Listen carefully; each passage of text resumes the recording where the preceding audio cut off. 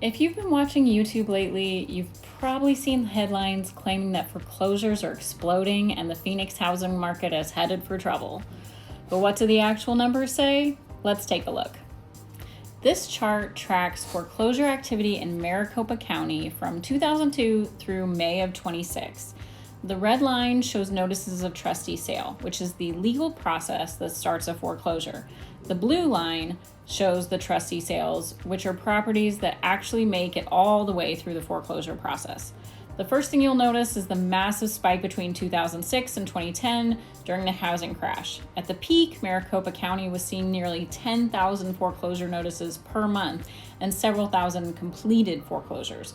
Compare that to today, we're currently seeing about 400 to 500 foreclosure notices per month and only about 100 to 150 completed foreclosures. Yes, foreclosure activity has increased from the unusually low levels we saw during and immediately after COVID, but that's because the government foreclosure moratoriums temporarily pushed those numbers down to historically abnormal levels.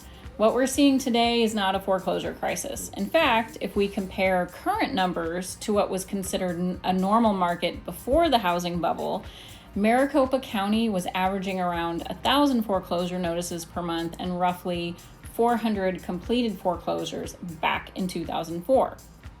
That means today's foreclosure activity is still roughly 50% below normal historical levels. And there's another important factor.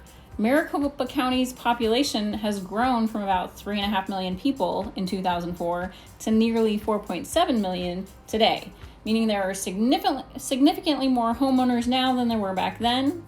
So while foreclosures have been trending upward gradually over the last couple of years, the data simply does not support the narrative that foreclosures are surging or that the market crash is around the corner. It's just not happening.